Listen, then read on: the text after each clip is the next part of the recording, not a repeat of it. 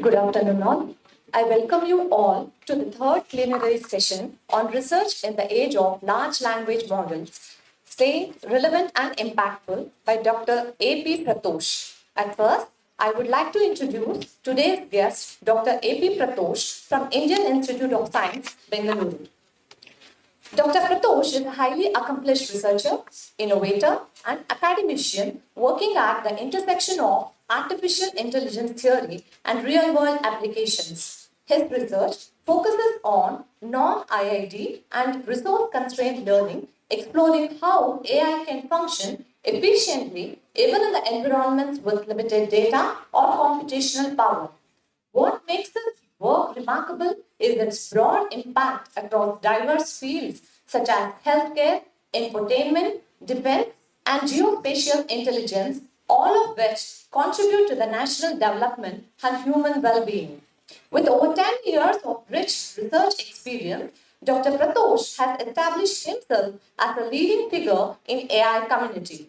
He has published more than 90 peer-reviewed papers in top international conferences and journals, including ICML, ICLR, CBPR, which are among the most prestigious venues for AI research. At IIT, he has founded and led a state-of-art deep learning lab where he has been mentoring over 30 young researchers, inspiring the next generation of scientists and innovators. Dr. Pratosh is also an entrepreneur. He has co-founded the award-winning ICETEG healthcare startup Cognable, which develops AI-driven solutions for healthcare education and diagnostics. His journey is his educational journey is equally impressive. Sir has completed his PhD in signal processing and machine learning from Indian Institute of Science and holds bachelor degrees in electronics and communication engineering from SJC Mysore. With this rare blend of deep technical expertise, academic brilliance, and entrepreneurial vision, Dr. Pratosh continues to inspire students, researchers, and innovators across the India and beyond. Sir, we are truly privileged to have you among us today. With this, please join me in giving a warm welcome to Dr. Pratosh AP.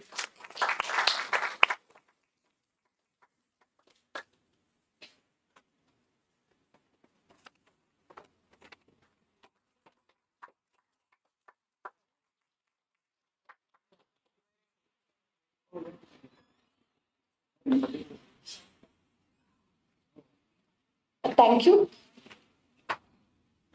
Thank you. How much time do I have? Okay. Good evening, all of you. Yeah, didn't know that my biography can be made so colorful actually. Thanks for that.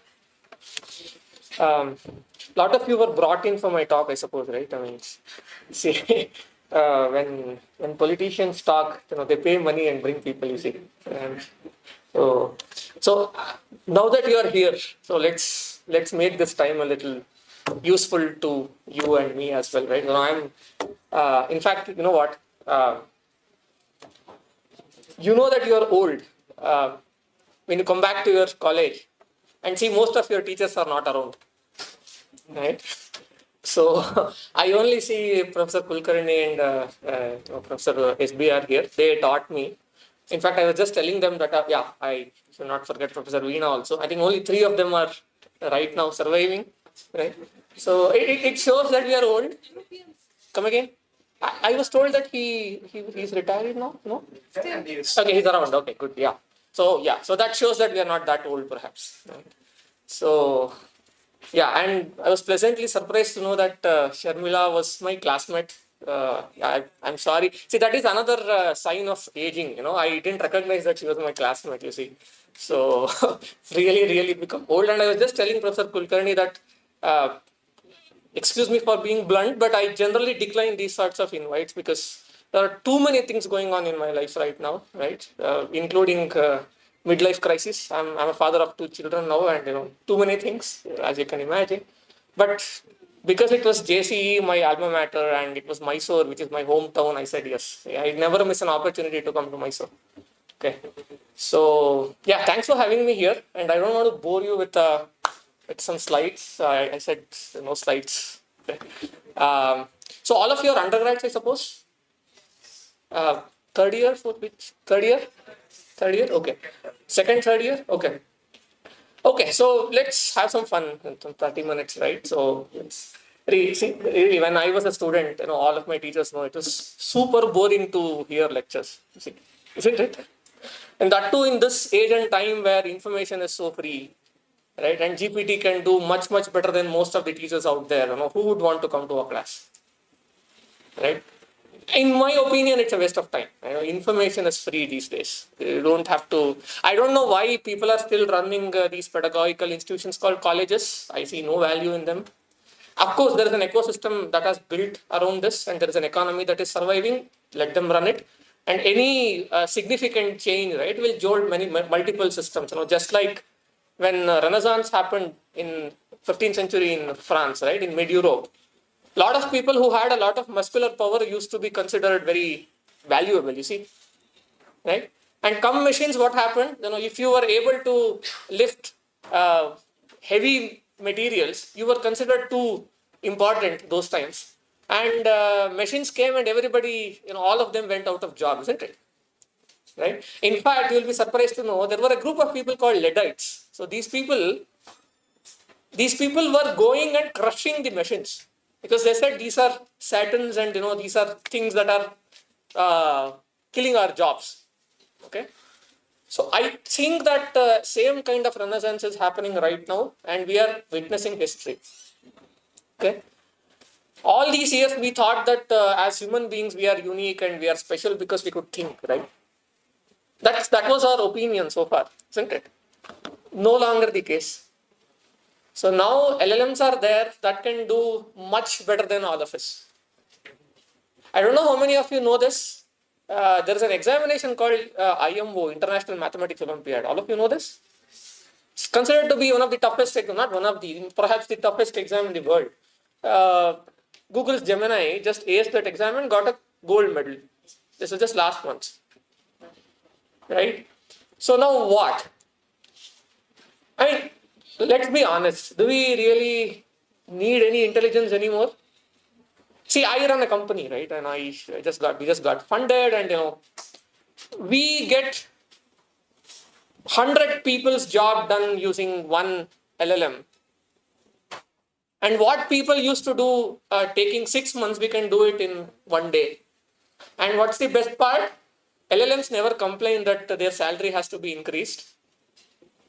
Right, and they want, a leave for, because they are sick and whatever.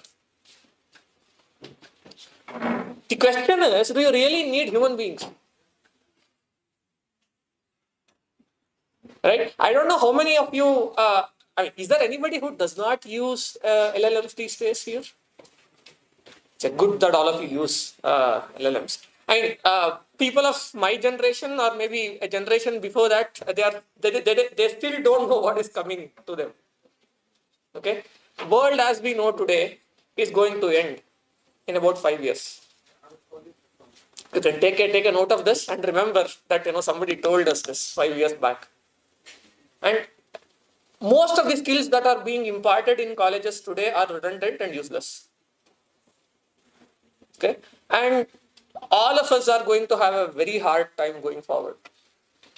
Because everything that we do can be done 100x better or perhaps even more better using LLMs. And nobody wants to hire any human beings anymore. You would not believe. We are a company that is valued at $10 billion and we are 5 people. Okay. And there are companies by name Lovable and Reddit. You don't know if you have heard the names. Okay. They are 20 people, 10 people company making $1 billion revenues. Now, I think, if you people, I think we were lucky because ours was a generation. So I am definitely from the previous generation, right? And our generation was lucky enough that, these things were not there. Human beings were still considered important and valuable. your generation, you know what? I have a tiny 10-year-old daughter. I'm really worried for her because I don't know what to teach her. You think, see, again, please don't take me wrong, nothing against any of the places in particular, but I was just roaming around and there was supposedly an exam that was going on. People still ask factual questions. Really? What's happening? I mean, you're still asked to reproduce from your memory. What's happening? I mean, we are in an era where machines can think for us, machines can innovate for us, and machines can solve our problems. And if you are evaluating people by their ability to reproduce something, we are just kidding ourselves. We are cheating ourselves. And it's a total disservice to human society if we keep doing this.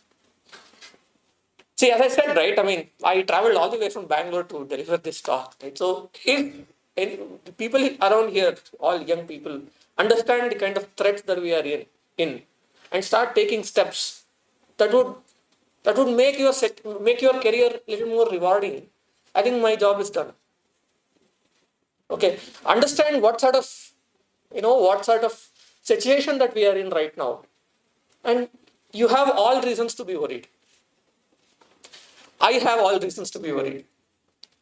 Okay, all of us as human beings. The question that has to be asked right now is, what is it to be human anymore?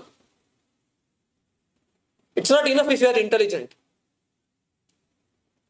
I mean, these questions sound philosophical. I hold a doctorate in philosophy, so to speak, right? I also happen to be a student of philosophy for a long time now. So a very, very important question. What is meant to be humans anymore?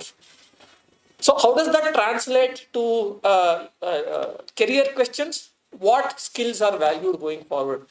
See, when we were students, we were told that, see, all said and done. How many of you are from computer science kind of branches here? Nobody? Only one? Okay. And hand to heart, how many of you actually chose the branch that you are in because you wanted to do that? One? Okay, a few. Okay, good. And you are not from the computer science branches, right? Yeah. So the reason I asked you this question is when we were students, the job market, right, was for people who could code well. And eventually, anybody who does circuit, anybody who does anything in their life would end up coding something, isn't it? And that's where the money is, that's where the charm is, that's where the jobs are. Today, that's no longer a skill that is valued. You can't say that you can code well and you can get a job. No. Done are those eras. Okay? Now, what's the kind of skill that one should acquire is the question. And we should all introspect. We should all ask this question to ourselves. What is the kind of skills that we should possess as human beings that would make us relevant in this sort of a society? Okay, so I thought, I had no intentions of making slides, but I did because, I was traveling and when I was sitting, I thought I would just make some slides. And these are the slides that I co-created with Claude. I do most of my work with Claude, by the way. I mean, Claude is one of the AI agents, right? I mean, ChatGPT, Gemini, and Claude is from Anthropic. Okay, I use Claude for most of my work. You know what? You'll be surprised to know that I teach graduate level machine learning courses in ISC. Okay, and these are very, very mathematically intensive. The question paper that I set for my graduate students are solved in 1 minute or less than a minute by Claude and GPT and so on. So now what is my relevance? How many of you are aware of something called Notebook LM? Google's Notebook LM? If you don't, right, just go and check it out. Okay, you can just give it an article and it will give you a podcast that is created from that article. So these are the kind of things that's happening. I always tell my students, this is just not bragging, but the thing is, I keep doing pedagogical experiments in my classes, and I've been a teacher for about 8-9 years now. First 4 years I was at IIT Delhi, and then I moved here. Not even once I have this draconian policy called attendance in my class. There's no attendance. I don't even know who attends my classes because I just tell them that think of it like music concerts, right? I mean, just come and sit, enjoy and go. If you don't, and there's always a back door, you can walk out. Okay, because the thing is, any human interaction, the reason I told you that is, value lies in, relevance lies in creating value, real value. Okay, be it a pedagogical exercise or be it a corporate company or anything, you are valued only if you create real value. Everything else is junk. I mean, you can force people, you can do anything, but how long does it end? It's not creating any value. So the question, as I said, because I was told that this is a research conference, I asked questions, or rather, I created some content around how and why research is relevant in today's era of LLM, right? But I see a lot of my young students here. I don't think this is relevant for you, right? And most of the ideas are relevant, perhaps, right? As I said, the question is how to stay relevant. Does anyone of you have any idea going forward? Why would human beings be relevant? See, suppose I'm a recruiter, right? Why should I recruit you? Can anybody tell me reasons to recruit a human being? Feel free to speak up, please. Yeah. Find a disruptive technology. You think only human beings do that? Human beings need it. That's okay. But the question is, why? What is the need to have a human in my community, right? You get the question, right? Why should I recruit you? See, earlier the answer was very easy, right? Somebody has to write a code. That's why you need to recruit me. Now LLMs can write code. Or somebody has to do circuit design, right? CAD design or something. LLMs can do it much better than you and comes at a fractional cost than you. Now, why should I hire you? Does anyone have an answer? To have a valuable environment. Human beings doesn't create value. No, they create all kinds of problems. I want my job to be get done, right? That's it. Why would I have human beings? There can be ideas that are not available in data that already exists. Okay, so then you should, that's okay. I'm not expecting any answer. This is not an exam. Okay, I mean, I'm just thinking with you freely. Okay, think about it. I don't have an answer to these questions anyway. Okay. How good are these LLMs for physical system modeling? Good question. They are apparently very, very good. You know, one of my collaborators from IT Delhi, Anup, I and him work together. They discover new materials, right? So all material discovery, right?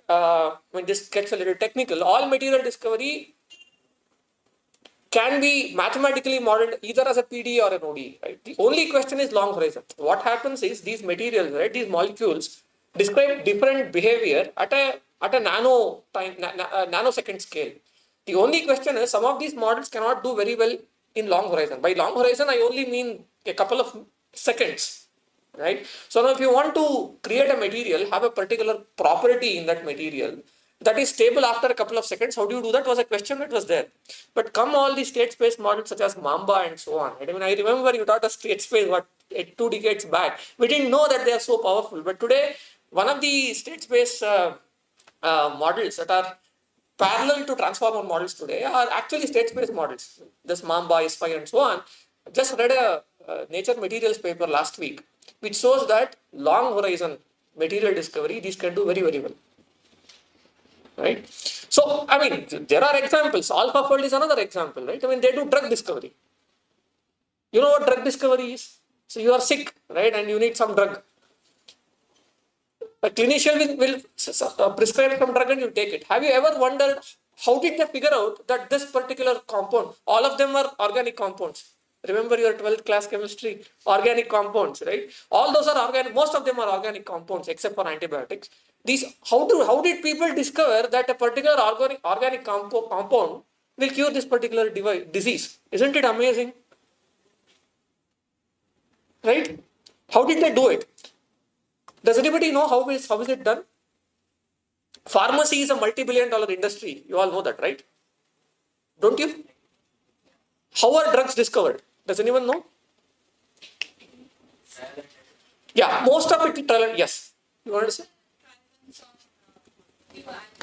See, that's post hypothesis. That is to test whether something. I mean, how do they even hypothesize? So the side effect of one medicine can be a That is one way. That's serendipity, right? Not every drug is a serendipity, but most of it is trial and error. Meaning, they think that okay, there is a particular protein that binds to a particular compound. Okay, they test it out and they do it in a trial and error way. And that is why, so when this COVID hit, right, they were saying that to come up with a vaccine, it takes 5 to 10 years, isn't it? Why? Because it's a very long drawn process. But Google's AlphaFold, right? It could come up with new proteins that could solve, that could become new drugs in a matter of minutes. So that's the scale in which these things are solving problems these days. Now again, let's come back to this question, very important question of what makes us relevant as human beings. Yeah. I think the root source of innovation has always been humans. Come again? Root source of innovation has always. Been humans. Uh-huh. So even though we made a lot of discoveries and even we have advanced, I think we can go further extent of heights by having humans to discover and find out more. Okay. When you say the root for all discovery has been human beings, can you go a little one step below and think why did human beings invent whatever they invented? Make our lives easier. Necessity, right? And of course to make life easier. And where does that come from? And desire is one thing, and greed is good, right? Yeah, greed and of course, science comes from observation, but where does necessity arise from? Okay, so can somebody tell me this? When is the epoch in human history where most of the discoveries, scientific discoveries were made? 1700. No. 1700 is when things just started. When was the time when most discoveries happened? World Wars. Especially World War II was the time when most scientific discovery happened. Why do you think it happened that way? Why did the necessity come? Protect themselves. Okay, not necessarily. Yeah, that is one way to look at it. But I'm looking for one word, right? I mean, that's survival. Okay, but people were surviving, right? See, my way of looking at things is the following, right? All science is to solve problems. Okay, necessity arises from our need to solve problems. In fact, what is necessity? Necessity is our need to solve problems, isn't it? Think about it, right? Human beings act only if they are pushed to act. You came here because you were posed with a problem. Either it's a reward, okay? Somebody said, no, desire to make your life better. They'll say that, oh, I'll give you some 5 marks extra if you come. Right? So that's either the reward, or they say that, right, I'll cut 5 marks or whatever. It doesn't matter what your reward system is. So now, lot of things, or rather, the innate capability of human beings has been to solve problems. And if you look at it, people who solve problems are the ones who are rewarded. Okay, the entire pedagogy, all this college system, everything is to equip you with skills that would help you solve problems. That's it. If your system is not helping you or equipping you with capabilities that would enable you to solve problems, then everything that you are doing is a joke. It's just time pass. Okay. Now, what is the message that I wanted to convey? So think about the scenario. Let's say that all of you had access to a genie. You know what a genie is? All of you know that, right? Yeah. So you're a different generation. I don't know. See, we grew up looking at cartoons like Aladdin, right? Where that blue thingy was there, right? I don't know if you remember it. But these days, the attributions with cartoons have also changed, right? So yeah. Anyway, so all of you know what a genie is. Let's say that I'll give you a genie, okay? That's extremely powerful, that can do maths, that can think. What do you do with it? That can think 100 times better than you. Let's say that you have an access to a genie that can think 100 times better than you. What would you do? Have you ever asked this question to yourself? You haven't, I suppose, right? Ask, because you have access to that genie right now. But you know what? We never think, right? I mean, the problem is that we never think what we have access to. So you do have these LLMs that are extraordinarily powerful. Let me give you an example. I don't know how much time I have. I don't want to bore you guys. 4:30? How long? Just tell me 5 minutes in advance and stop. Does it mean that I will stop in 5 minutes? Just tell me, okay, and yeah. So, see, I keep joking that you should never ask a teacher to go ahead without giving them time limits. So they'll not stop. You see, 15 minutes. Yeah, it's okay. Let's see how long I can keep you engaged and interested. Yeah, I was just saying. Let me quote you an example from my own life. This happened. I'm not making this up, by the way. See, last year, this time, or maybe even earlier, I started having lower back pain. I was just telling SBR that I had that. Okay. See, initially I thought that, I didn't know what it was. Okay. It just presented as some urinary tract infection sort of a thing. And I went to urologist, one after the other. Didn't get a diagnosis at all. Okay. And I was put on antibiotics for 8 straight months. I was on antibiotics for 8 months last year. One after the other, one after the other, one after the other. The symptoms never came down. Okay.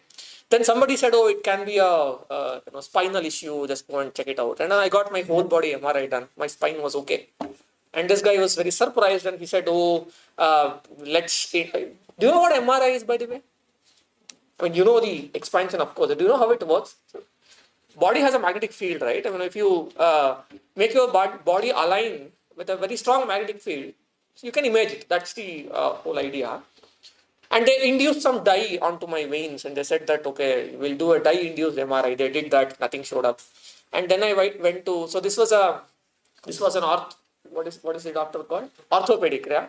And then I went to neurologist. They said that this is some mind-body problem. Let's see what's happening. I went to a neurologist, right? And then I went to, what is that? I forget the specialization. So I have a list. Okay, it has become like a thesis now. Okay, I went to some 25 doctors, including a psychologist, to know what's happening to me. Okay, you'll be surprised. It was Claude that gave me a diagnosis. Yes.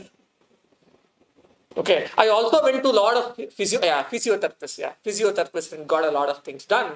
And I was stupid enough not to do this. What I did was I scanned all my reports, right?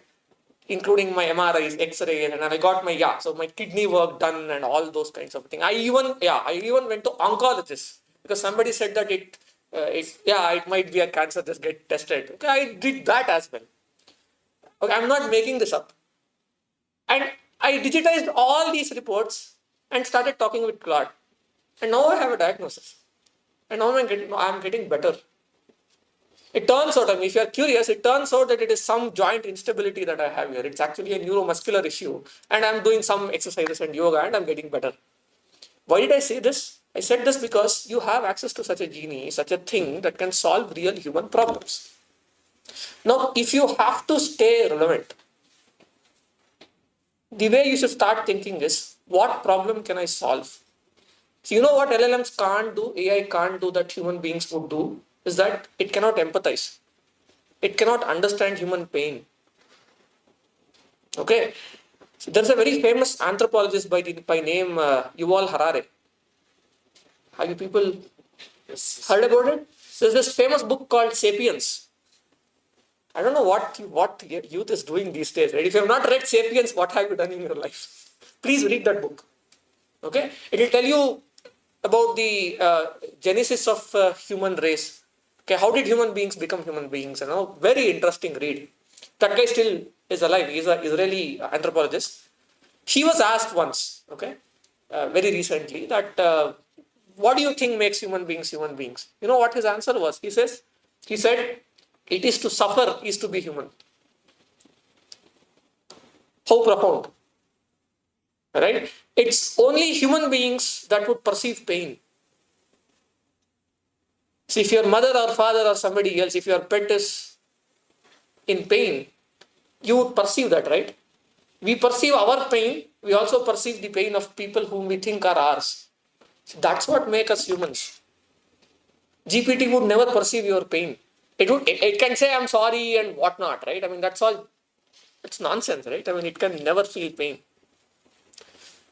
Now, the root cause of all human, or rather, the motivation for all human innovations is to cater for human pain, either yours or others. Your ability to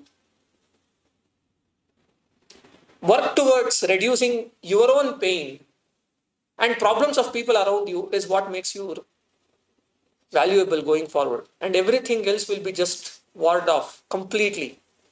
If you're not solving a problem, you're not relevant anymore. Okay, so now it doesn't matter what tool you use. I mean, all these compartmentalizations that we had, no, you are an ECE, you are EE, or you are mechanical, whatnot, all that nonsense will go away. Because, as I said, right, I mean, you have a Mahagyani with you, right? I mean, that can answer everything. Doesn't matter. What matters is how good are you in your ability to identify problems around you, and how good are you in your ability to solve problems around you. That's it. Doesn't matter what tool you use. Doesn't matter how you do it. Solve problems. If you look at it, this is how human beings have evolved over history. Nobody cared what sort of tools anybody used, right? I mean, if you solve a problem, you solve a problem. That's it. Do you know about this company called GE, General Electricals? You know who started it? Do you know about this guy called Thomas Alva Edison? GE was started by Edison. Okay. And he called it General Electrical because he said, I'll just solve problems. There's no compartmentalization that way. Okay. So that's the kind of thinking that we need right now. If you're not thinking in that direction, if you're still compartmentalized, and if you're still thinking about your next internal or getting whatever next marks or whatever reward that you have, you're screwed big time. Take it from me. So what you have to do is sharpen your ability to identify problems around you and sharpen your abilities to solve problems around you. The bigger the problems that you solve, the better society rewards you. This is how business works. See, now I'm a businessman as well, right? So when I go from people to people, we just recently raised some VC money as well. Okay. Now, these are shrewd people. There's a different devil world out there. Go to them, talk to them and say that I've written 100 papers and done a lot of math. Nobody gives a damn. I don't want to use a harsher word. Nobody gives a damn. They'll ask you, tell me what problem are you solving? And how is it impacting human lives? If it's impacting human lives, real human lives, and if it's a problem that you are solving, we are in the game and I'll put my money. Doesn't matter what you do. See, all said and done, mathematics still helps. It helps because that is one tool that can actually make you think in a direction that most people can't think in. You can systematically think about the problems and you can systematically think about the solutions. And that's still very, very relevant. I can't emphasize enough how important mathematical skills are. See, you can ask them, when I was a student, I was fascinated towards maths. But now, even as a businessman, I'm still fascinated towards math because the edge that I get, there are hundreds of companies out there, right? Why would somebody fund my companies? Because I have insights others don't have. It's because my ability to think in a mathematical way. Okay. So if it's one skill that you want to actually learn good math. That will serve you for long. Because what's math? I mean, all said and done, it's a language that would enable you to think systematically. That's it. I mean, you can apply that language to solve every problem. Okay. So I will not use, I think some of these things are there, right? I mean, somebody said that the human edge. Okay, let's do this. Okay. Let's only look at the titles of these slides. Interesting. Okay. It actually summarizes whatever I said. Yeah. What's the new landscape of research or life in general? You should identify what machines can do and can't do. What's novelty? I mean, all these days, What was new is, come up with one algorithm, one small algorithm, publish a paper here, there, nobody cares anymore. That's not novel. Yeah. The core skill is critical thinking. How critically can you think? How real can you get?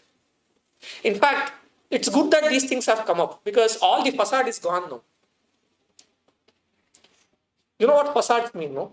I mean, I don't know what the other word is, right? The false decoration that people do, right? All facade is gone. I mean, humans, only the ones who create value will survive. They'll just 2-3 years, right? I mean, students are already realizing 2-3 years they'll say your class has no value, nothing. They'll walk out of the class. How long can you force them? Right? This will happen in all fields. Only true skill will survive. Everything else will go away. That also has a bad side to it, right? I mean, lot of human economy survive on mediocrity, isn't it? That's why it's called a normal distribution.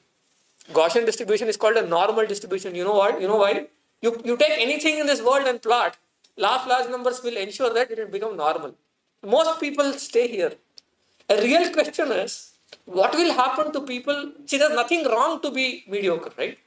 What will happen to people who are mediocres? How would they survive is a question that humanity as a race has to ask. And time will come. And perhaps all of us would see that. Okay? But, I mean, nobody wants to call themselves mediocres, right? And we all think that we are extraordinary and we want to push. And this is the direction in which we should push. We should always ask, how do I solve a real problem? Okay? Yeah, it's actually there. And by the way, I didn't make up my talk. I mean, I just thought that I would say something and it happened to be in my slide. I mean, I think, and I and Claude actually think alike. That's what it shows. You have to identify genuine problems. Very important, right? Yeah, we were just talking, right? Compartmentalizations don't exist. Think interdisciplinary. And what does it mean? Just solve a problem. That's it. Whatever it takes to solve it. Doesn't matter. Don't say that, oh, I am a whatever, right? Electronics engineer and I don't want to code. Or I am a computer science grad. I don't want to do some circuit design. It doesn't matter. Just get people, ask GPT. It will design circuits for you. Right? No excuses to not solve problems. The only thing is, you want to get written off and redundant, you be like this. That's it. Okay? Yeah. That's it. This is the summary. Right? You need to have curiosity, reasoning, creativity, and of course, ethics. What makes us humans is our idea of ethics. We care. Right? We have this notion of right and wrong. If you think very, very deeply, we all somehow have this notion that harming the other human being is wrong, right? Who doesn't think that way? Is there anybody who does not think that harming the other person is wrong? Everybody thinks that way, right? What if I question that notion? Why do you think harming the other person is wrong? It's too philosophical, but think about it. Now people fight wars, isn't it? Isn't that harming other people? Who defined? See, somebody just randomly drew some line and called it a nation and you quarrel. People quarrel for all kinds of things, right? I mean, today I can say that people sitting left, they are one nation, people sitting right is another nation. Fight a war. The same guy, Harare says once that, I'll stop with this, a very interesting observation he makes. So he asked this question. Human beings are not the most powerful species out there. We aren't, right? There are elephants and whatnot. And we can't fly. We don't have extraordinary abilities like, we can fly and all that. Okay? We are not venomous. Some people are, but yeah, most of us are not venomous. Right? In spite of all this, why is that we have survived as a race? And others, or rather, why is that we have thrived as a race and done all these things and the other species have not done? His answer is, does anybody have an answer for that? No, actually no. Okay. In fact, that's what GPT is showing you. It's not intelligence. Every species would survive, no? Go and try poke a dog. It's not survival. I mean, all animate objects, right, have the survival instinct. It's not about survival. You know what his observation is? It's our ability to work in groups towards an idea. He calls it a story. I'm just quoting him. He says that you can't convince 100 apes, or rather 100 monkeys, telling them a story that, hey, look, you form a group of 100 monkeys, there are other monkeys in some other place, they are your enemies, and if you kill them, you will go to a heaven where you will get 100 bananas. Can you make 100 monkeys fight a war because with a story that you will get 100 bananas after life? But you can convince human beings to fight wars using these stories. That's it. Our ability to work in groups based on cooked up stories is what makes us humans. Now, I mean, it's very, very philosophically interesting, that guy's work. He says that all marketing is actually your ability to convince or tell a story. You talk of nationalism, you talk of capitalism, any kind of idea in this world. I mean, imagine, right, a guy like Hitler could convince a few people to eradicate a human race. Can you imagine? What did he say? All he did was told stories. And a lot of people believed. And somebody drew, I mean, today wars are being fought on stories, isn't it? See, what makes you think that some random line is drawn and called a nation, and tomorrow you start fighting? Yesterday you were friends, tomorrow you are fighting. So let's say that, you are neighbors, okay? Somebody would come and convince you that the neighbor guy is, because he is taller than you, he's a bad guy. You start quarreling tomorrow, right? Happen, isn't it? If you look at it, all human wars are fought like this. So if you flip the story, right, just like humans can go to war based on stories, human beings can work together towards good stories. So think of community problems. What sort of problems can you solve? Start from looking at your neighbors, your own life. What problems can I solve for myself? Then you ask, what problem can I solve for my neighbor, then for my family, and keep expanding it. The bigger the problems that you solve, the better the society rewards you, the richer you become, if that means anything. Yeah? So think about it. Don't get compartmentalized. Okay? So have fun. That's it. Thank you. Okay, so actually, formally I should thank, is it still called JCE or something else? Yes. What is it called? It has JC as well as Okay, so I want to associate myself with JC because that's where my fond memories come from. So thank JC's organization and... More questions, comments? If there's time, we can chat, no problem. But I thought I'm running out of time and yeah. Sit down.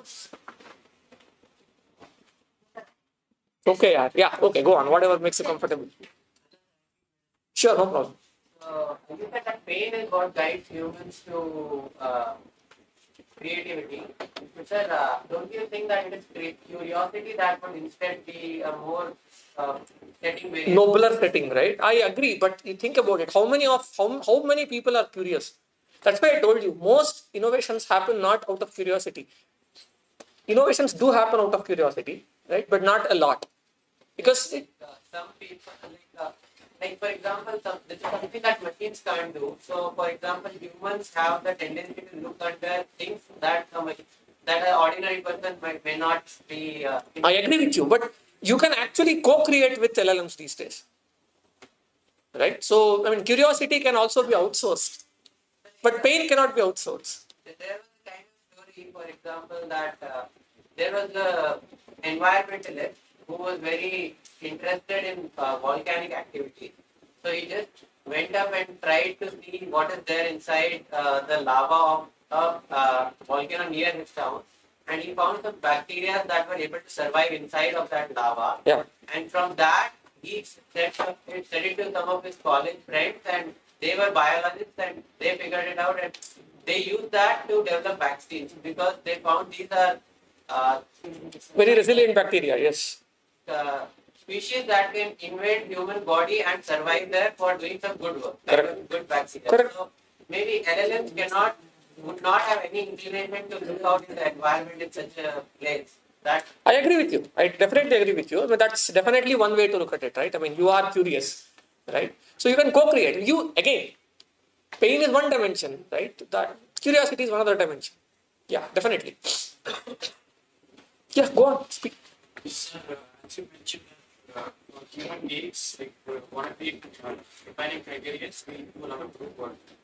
But there are so many other examples in the animal kingdom where species do group work and they work together. It can even mimic human words. So, Very little. Ants is one example, right? So we all know about ant colonies and so on. What else? Large groups. And have you ever seen, see, think about it. Today, we are a community of 8 billion people. See, the previous speaker was saying, right, the phone that we use is actually manufactured in somebody sitting in China. So we are actually working together, right? I mean, that guy is producing for you. Have you seen a group of 8 million animals coming together and doing something? You know what story is uniting us today? Can somebody tell me? What is the story that is, it's not the religion that is uniting human race today. Is it? No. What is the story that's uniting human beings? knowledge, commerce, No, not knowledge. Come on, who cares about knowledge? commerce, trade. Economy, yes. Economy, right? Commerce. I mean, somebody is producing. All wars are happening because of trade today, right? Somebody is producing, somebody is consuming. That's it. BlackRock is buying ports. Yeah. See, it's all about that. Why do you think China cannot afford a war with India? Because 50% of Chinese products are India is China's market. See, it's that. I mean, the story that sells today is economy, commerce and trade. Somebody produces. In fact, it's good. I mean, somebody was saying greed, right? Actually, greed is good. That's why wars are not happening. Nobody can afford a war today because it has huge economic consequence. Rest assured, nobody will use any nuclear weapon, anything. But conventional war is also beneficial in economics. How would arms industry survive otherwise? See, that's for another day's discussion. These people will ensure, right, just enough so that there is conventional war that's happening, so that weapons are bought, right? They won't go that far that the nations are destroyed because only, I mean, as they say, no, jaan hai to jahan hai. Only if you survive, you can fight a war, no? So do enough. And Kannadal ಹೇಳ್ತಾರಲ್ಲ ಸ್ವಲ್ಪನೇ ಚಿವುಟ್ಬೇಕು so that they start quarreling. Then you console them and say that, oh, it's all good, go. So that they prepare for the next war. That's how world works. Anyway, okay. You can always write to me if you are curious. My name is Pratosh. You can just Google and you'll get my email ID and be happy to. In fact, I'll tell you an anecdote, right? Before I was saying no to these kinds of things, I was going to different colleges. Bangalore, I went to one college. Okay. So this was, I think, 3 years back, and I was not a businessman in those days, right? I was a researcher and a mathematician. So I gave a talk and talk style talk with a lot of math and all that. There were 2 students sitting. Trust me, I can also tell you the name of the college. It was BMS in Bangalore. Okay, there were 2 students sitting. A 1,000 capacity thing, and there was some organizers, 3-4 people. They didn't ask anybody to come and sit. By the way, 2 students were sitting. Thought, okay, anybody. I mean, even if one guy is there, it's my duty to do it. I did it, and these 2 guys came to me next, and they said, "Sir, we would want to work with you. Okay, we would want to intern with you in your lab." So again, I generally say no to these requests because nothing happens if you just come for 1 or 2 months. I told them, guys, if you stay with me at least for 1 year, you are welcome. Those 2 guys came, okay, and they stayed with me for 2 years, and both of them are in CMU right now doing their PhD. So I thought that's a good thing, right? I mean, if one of you can actually do such a thing, it would be nice because I'm always looking for good people. Now we are recruiting also in my company, so yeah. So if you are interested doing something meaningful, write to me.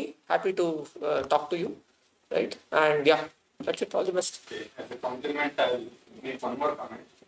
Can LLMs teach mathematical foundations of LLM like Dr. Prakash? Actually, they can. Perhaps better, no? Who knows? Yeah. No, I doubt that because the teaching is a creative process, both teaching and learning. So as long as he remains creative, as teachers and students, and we can stay safe from the levels. That is my view. And you can please go and check out his YouTube like series of lectures on mathematical equations of the it's very relevant. Yes, huge number of follow-ups.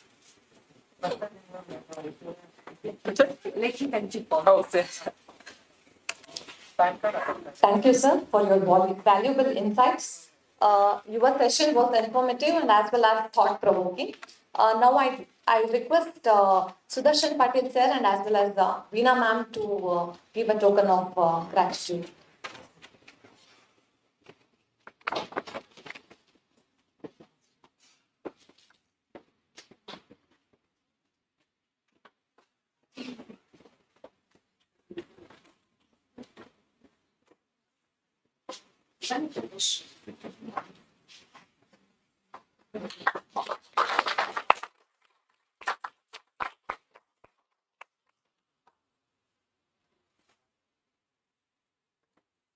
I would also thank Balaji Group for sponsoring this event. Now I request Bharat on behalf of Balaji Group to collect the token of gratitude.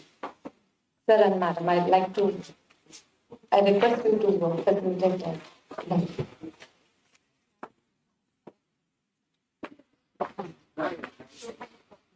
Out. Conference.